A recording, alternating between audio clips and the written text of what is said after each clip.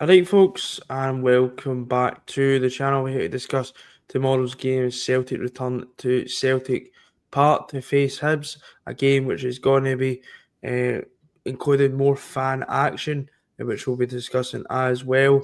I'm joined by Alistair to go over it. How you doing, Alistair? Yeah, I'm doing great, pal. Yourself? Aye, good. Obviously, Hibs. We'll discuss. We'll do the preview actually first, and then we'll discuss the obviously the fan action that's set to take place. Obviously, Cool. come back to Belgrade on Wednesday. Obviously, moving back to the league action. Hibs for me have had a bit of a weird season. Um, got some good early European results, but the league results have been a bit poor. Obviously, getting beat at Ibrox last weekend, but then get drawing with Falkirk as well. What have you made of David Gray and Hibs? Well, I'll be honest, Josh. I, I, I said this to you off camera. I think it was after the Falkirk game we discussed Hibs, and I went a far too open. Their games are like basketball matches. They attack, we attack, and that's what makes Hibs. I think I've got a soft underbelly, and I'm actually looking forward to getting them on. I think Hibs games are always good because they always get a goal. Aye, I did watch them roughly against Rangers last week. They did have that goal disallowed, which obviously should have been disallowed, but I just thought going defensively, they just looked a bit all over the place. David Gray, I thought the way he set up last week was just, and I think Naive. it was really naive against a Rangers side who are getting beat off everybody but Celtic this season. Um, and I just thought it was quite naive. So it'll be interesting to see how he sets up tomorrow. Will he come and have a go, or will he try and go? Because I think what he tried last week was a mix of the both. I try to have a go and try to just be a bit more solid defensively. But as you said, Alistair, I don't think they're the greatest side defensively for me. I think going forward they look good with Boyle and Bowie and players like that. But going defensively, I don't think they're I all too think you great. can So get at them, Josh. aye. So the fact that we can maybe get at them probably plays into our hands, I'd say. I would definitely agree with that, Josh. And Hibs, Hibs are kind of like playing the way we normally play in Europe. They tend to lose goals in bunches. If they lose one goal early, we guarantee you'll get another goal, another two or three goals at the back end. I mean, look at the other night against Falkirk. They were two up and cruising, but and then somehow managed to fall under. So, no, I'm pretty hopeful for the Mona. Aye, and I think it's obviously coming back off a European away trip. That sometimes it'll be the last Saturday game as well for a while, which is depressing. Middle of Uh, January, I believe. but that's what happens in the Europa League. But anyway, um, uh, obviously coming back off. I think there's a real mix on the Celtic side of it from other nights. Some people really, thought it was a decent result given the circumstances. Other people think we should be going there and try to pick up the 3 points. I probably will lean into the suck. I think it's a mix between both. I can't really decide, to be honest. Some part of me thinks it's an opportunity missed. Part of me thinks, given the circumstances, and it shouldn't be the point. Shouldn't it be given the circumstances? We should have been ready for whatever European competition we were going to take part in this season. But obviously that's not happened. But I think overall it's a decent point. It's only I good would to say it Alistair just was a said the other decent. night. Aye, it's only good if you back up the next two games.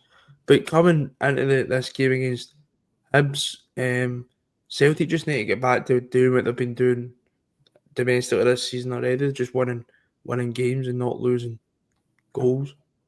Actually, Josh, and I feel as if I'm repeating myself on this. Domestically, well, we've no really set fire yet, but but results wise, domestically at least, I don't think you can grumble. I mean, Aye. I'm going to need to get you to do a statistic jingle here. Um, Wednesday night there was my 10th game of the season, and 6 of them have been away from home. So it's been a difficult start, and then but we've managed to grind it out, touch wood. So we need to keep it going now. Also, you must be bored, man. Like, you must have a book just full of statistics ready for when we record. We should make it a part of the show. Get a wee jingle now. It's time for Alistair's start of the day or whatever. Something like that. Um, Well, I've got another one for when you do score selection, but don't worry, is it it's not is it about the not free 3-0? numbers. No, I was going to say that. Don't Uh, worry. no, I think domestically our form's been decent apart from probably that game at Ibrox where it was we were pretty poor. But I think overall, if you look at who we've played, Aberdeen away, who to be honest, looking now, we should have won that game. I mean, that's a really bad Aberdeen side. But eventually Aberdeen are going to Uh, pull together, you would think. you would 'Cause that think. squad, that squad's too good to be where they are. They're Obviously, we sorry. played at Mirren at home on opening day, so Mirren who have had a really good season getting to Hampden and that in the League Cup. Kilmarnock away from home, obviously got that last minute penalty that's got us the 3 points, obviously beating Ibrox. Have we been to someone else? Is that it? Is that we got all the games in? Kilmarnock, Kilmarnock. I just say Kilmarnock there. So, and then obviously up against Hibs. So Partick, the best party in that as well. Partick was the other one. But domestic form's been fine as you would expect. 'Cause I still think we've got a good enough side out there to go and get domestic results. It's just obviously about the European stuff that probably where the problem lies. Brendan Rodgers talked about in his press conference. I've not actually listened to it all. I've seen wee bits and bobs that Anthony Um, Alston, I think Trusty will be back tomorrow. Rio Hatati is a doubt. Obviously, what we'll do is we'll just get a team selection right now because I want to try and move on to the fan kind of stuff as well. Obviously, we've done our teams before, which I'll put up right now. We have actually got some change. We'll get one change, one difference. I've just went with Schmeichel in goal, pretty self-explanatory. I've seen people saying that maybe Sinisal could um, get a chance due to the mistake that Schmeichel made during the week, but I think you also need to remember Casper Schmeichel also made a really good save in the first half, made some really good going to the saves. bar. Aye, so I'd still say Casper Schmeichel for me is in goal. Tierney at left back, we just need to keep getting him minutes. Scales, I think, will come in ahead of Trusty because even when Trusty's been fit, Scales has still started. I thought overall Scales, in the apart from his passing defensively, I thought he was pretty good. Cameron Carter Vickers, who I thought was good as well Wednesday night, will, for me continues. And Kobe Donovan at right back for me continues. I will be pissed off if Anthony Alston gets back in this squad because there is no reason why he should. Kobe Donovan has come in. He's been to Rugby Park, he's been to Partick, and he's been to Red Star Belgrade, especially And Rugby Park and Red Star. Two really difficult games, and you're not going to face much harder as a Celtic player. And he's come through it with flying colours. And Alistair, the other thing with Donovan for me as well is why put Ralston in? You already know what you're getting. Why not put him up against Martin Boyle so we can learn if he's really up to scratch? yeah, I completely agree, Josh. And I would say another thing and back it up.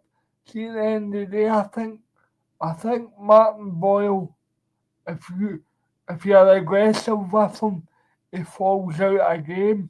And Kobe Donovan is good in the tackle. So yeah, and the fact is he'll still be hungry to prove himself. Not Aye. that he's got anything to prove to us because as as you and I have both been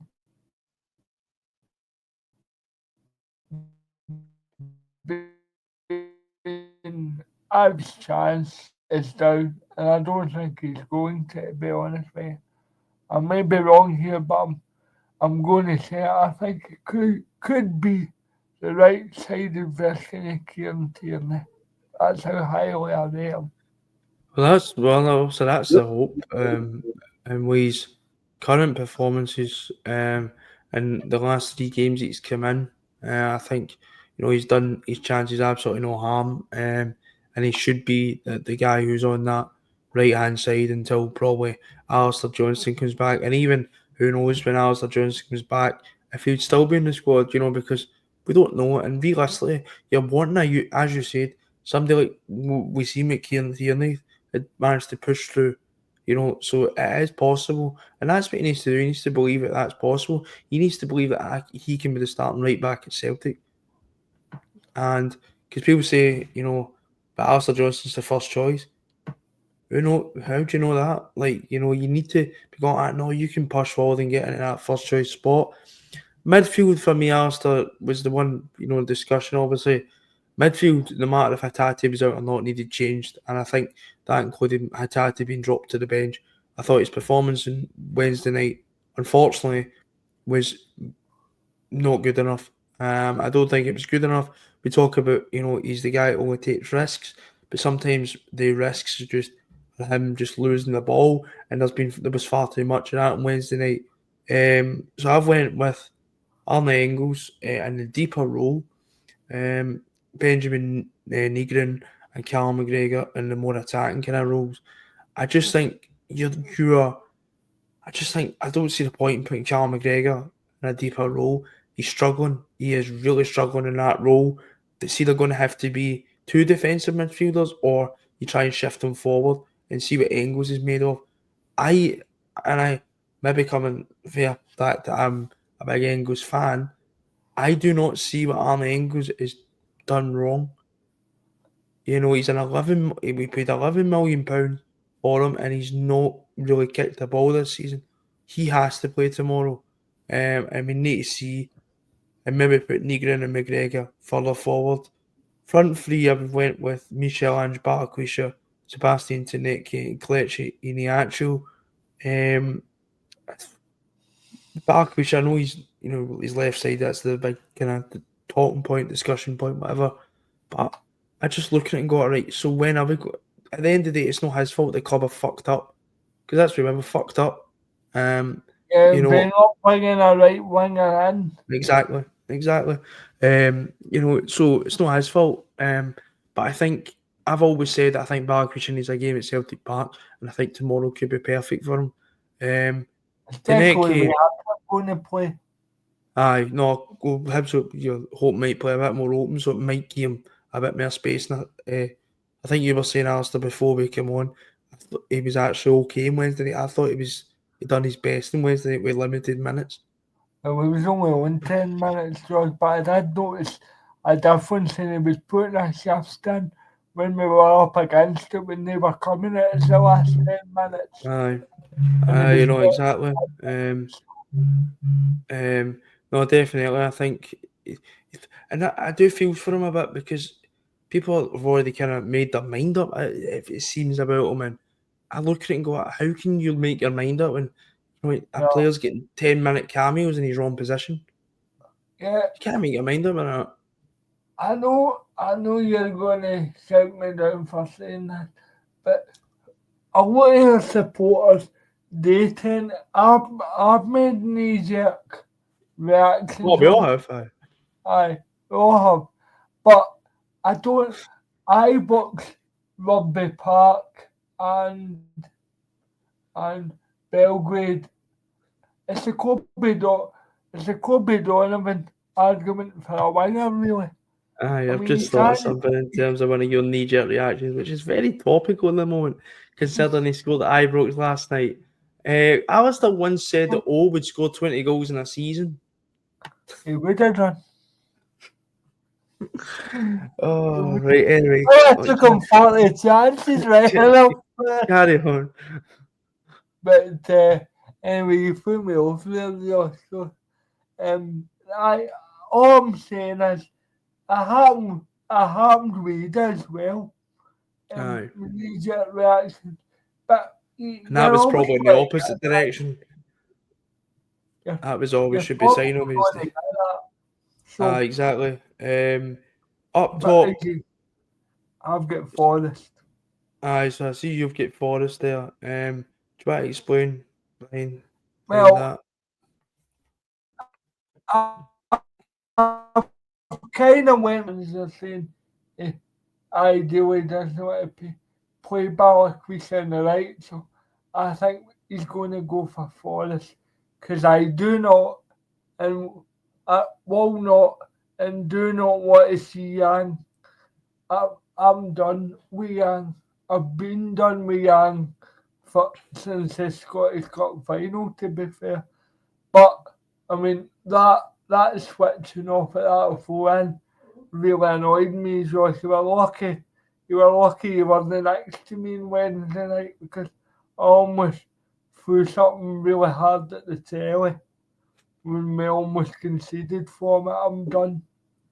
Aye. And I think Forest is probably the only option we've got out there. Unless of course I would kinda like your team, Josh, but I think the manager's gonna go with Forest. Aye. Kelechi Iheanacho and Sebastian Tenetke. Tenetke is self-explanatory. He had too many men on him on Wednesday night to actually kind of do anything, so that was fine by me. Iheanacho deserves to start. There's no disputing that. I don't care if he's half match fit or whatever else. He's come in. He scored 2 goals. He's got a really good finish on Wednesday night. You keep playing him, and his hold up play looks really, really good. Um, and unfortunately, as much as I like Dyson Maeda, he's not been at it. Like Hatate, he should. He doesn't deserve to start. Unfortunately enough, I like Maeda and I like players like Hatate, but Iheanacho's doing the business at the moment, so he deserves to start, in my opinion. Yeah, definitely. And it would send a message out how poor you are. Deserve to be dropped. Aye, And no, definitely. that's what I would say. So at the at the end of the day, so I just I just hope I kinda would like your team better than I would like my own. I'm just going with my gut on that, Josh. Aye, I, no, I kinda def. like your team. No, I would like to see it, but I probably see your team more than mine's. But it'll be interesting to see what happens in midfield. Alistair, to finish off the preview part, we'll do the score predictor, which you're now 3-0 up on. Jesus Christ, I shouldn't have thought that. Yeah, I know. Um, I'm going first because I was thinking you went first for the Red Star I game. I I stole yours. You Celtic, probably please, steal mine right enough. please, 3-0. No, you never stole mine. I'm just gonna go a solid 2-0. Celtic, you need to do the business. So it's running away from me a bit here. No, I think 3-0, hopefully. 3 goals and back in the score predictor, that's the main thing. But Alistair, obviously the game, as I said at the start, has been shadowed by more fan action, more silent protest, you would like to call it.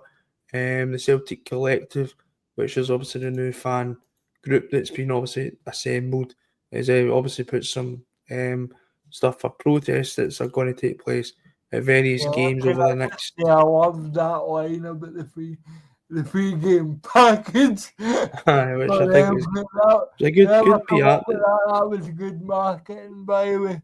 They made a Literally. good they made a good graphic, which was good, and it was quite good. But no, it reads as the Celtic board continue to ignore the concerns of the Celtic support, we are launching a free match home package which reflects their silence. The 27th of September, Hibs at home this weekend. 12 minutes, so you'd be silent for 12 minutes if you wish. That's the main thing. 2nd October, Braga at home, 29 minutes, so near half an hour. October 5th, Motherwell at home, which I might not be able to attend. 32 minutes. The silences are designed to reinforce the importance of Celtic fans to Celtic Football Club by demonstrating how a silent stadium is in nobody's interest. We hope that the silent package may be called off at any point should reasonable progress be made by Celtic Football Club engaging in credible communications with supporters or there be movement in personnel from the Celtic board. The Celtic board cannot continue to commodify our passion while ignoring our concerns. Obviously, Alistair, we've seen that the club had tried to reach out in a pretty pathetic meeting that they were going to invite all the kind of fan groups to about obviously the police and stuff, which we're going to in a second. The fan groups rightfully rejected the meeting invite. Unanimously Aye, voted it down, which was good to see. aye, because I don't think it's just one. That meeting was just for one topic. They questions that was on that the fan open letter. They want their questions answered, and they will not stop until. And that's what they said. We want reasonable communication to see that that's going to be answered, and the protest will not, and rightfully will not stop until those questions are answered by the club. Now, yeah, again, Alistair, you're in a situation because people might say, I don't, I'm no Steinstart. Your prerogative, that's fine. But don't sit there and tell people that they're doing. I've seen stuff that we're doing harm to the team and all that, and it's self sabotage. Nah, I don't buy it. The board have self-sabotaged the season by leaking stories and trying to turn fan groups against each other. I'm going to call this out, Joy.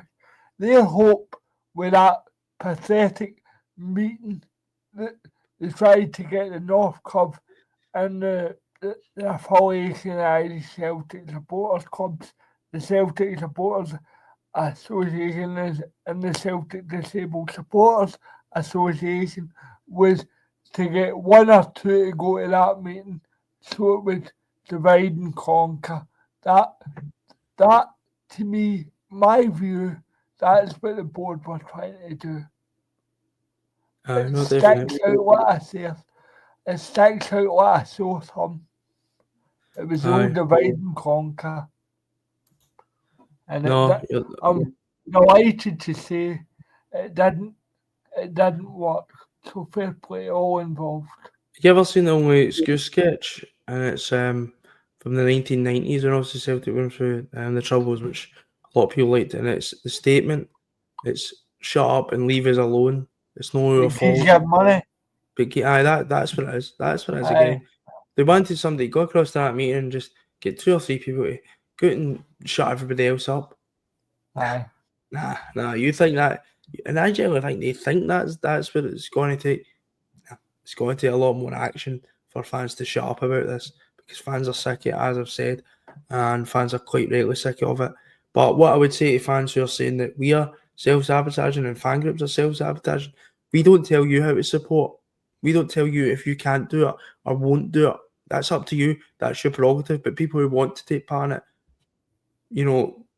let them. That we're all. It's an opinion thing, but don't sit there and say that we're not supporting the club and we're not doing this because at the end of the day, like you and like everybody else, we're paying our money. We deserve to do what we want with that. And if that's to try and make change at the club, then that's what we will do, and that's what I'll be doing on Saturday. I will be sitting there and I will be silent because I've had enough of fans being shortchanged, and it's even the fans who only want to take part. They've been shortchanged. It's for this whole fan base because enough is enough. When it comes to this, Alistair, I did mention I was going to read briefly about the report that was put out. It was about half an hour before we started recording. They put this independent report out. It was due to it was from the Rangers game back in March where fans were kettled outside the ground for 8 hours without any food or water, where there was children present as well, by the way, and families and everything else. So it just basically says, I'm not going to read all of it because I don't know. We've gone on for long enough.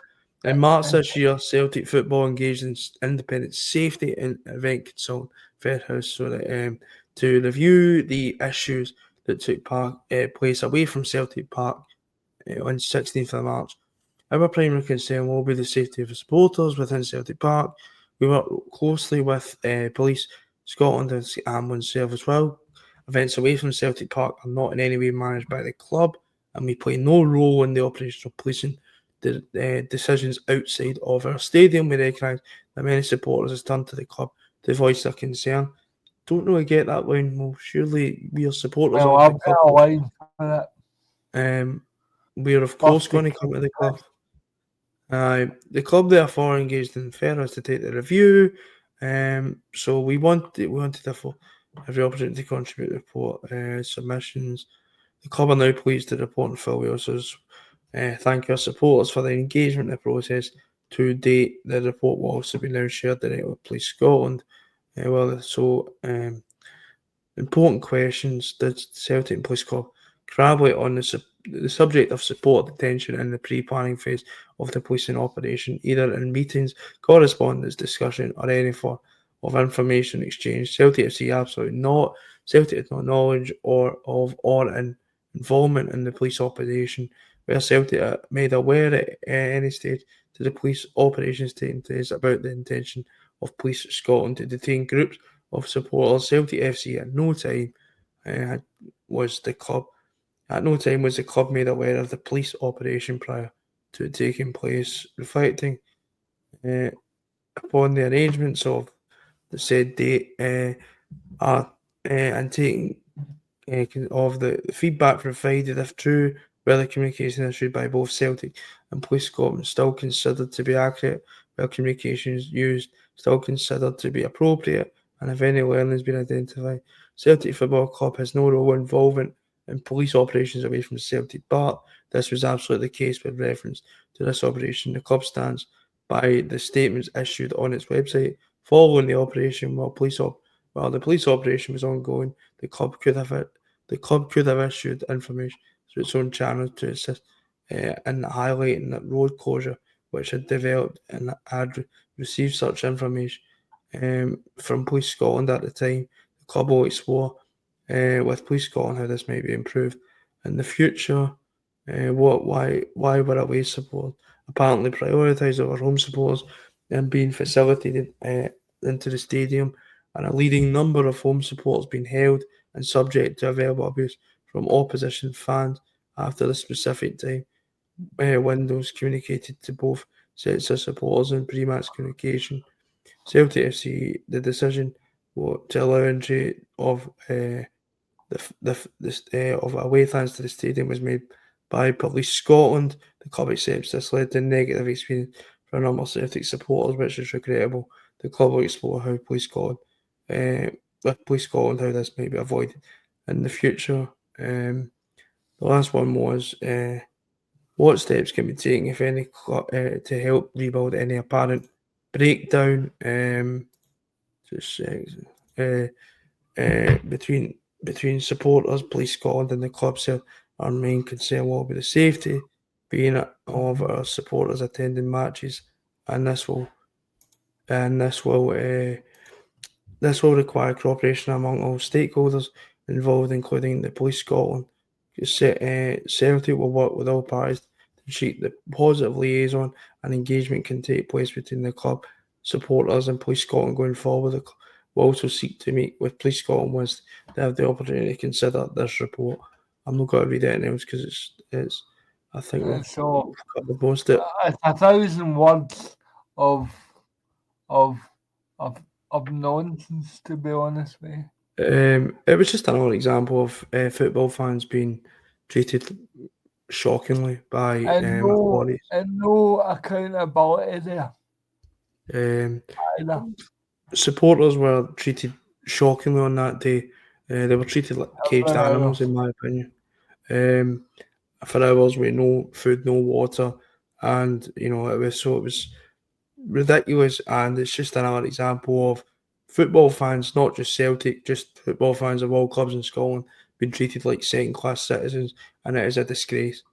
It is an absolute disgrace how football fans are treated in this country, and I stand by that. It's no acceptable. It's ridiculous, and we are, you know, we're no scruffs, we're no skivvies, we're football Oh, fans we're who treated go to the like match, we're and treated that's like the end of the day. Aye, I we're treated get like what you support, we're but treated like animals. The I fans of football fans are treated like animals at football, and that should never be the case. And that's at all grounds up and down Scotland, not just Celtic. That includes even Rangers, Aberdeen, Dundee United. It's just odd. It's football fans in this country have been treated like absolute animals for years. And don't get me wrong, we don't. There is bad behaviour, and that's fine. But there's bad behaviour in every single sport. Does that mean all fans should be tarred with the same brush? Of course not. But those scenes on that day were absolutely disgraceful, and it shouldn't be repeated. And that's sort of sorry to say football fans, George. Let's call it out for what it is. They hate us. I know they They hate hate us. I know they do. They do. They do. They don't like football fans, and that's fine. Politicians don't like football fans, but we all know that. they'll take they'll take all the money that football brings to Oh, the com- of course they will. the country. But no, I've got nothing else to say on that. But I was just a disgraceful day, and that should never ever happen again, because it was disgusting how fans were treated that day. But no, I'm going to wrap it up there for the Celtic versus Hibs preview, and as usual, we'll be back tomorrow after the game for post match reaction. Hopefully, talking about Celtic win, and hopefully talking about me being back in a score predictor. But until then, we'll speak to you later, and hail, hail. Hell, hell.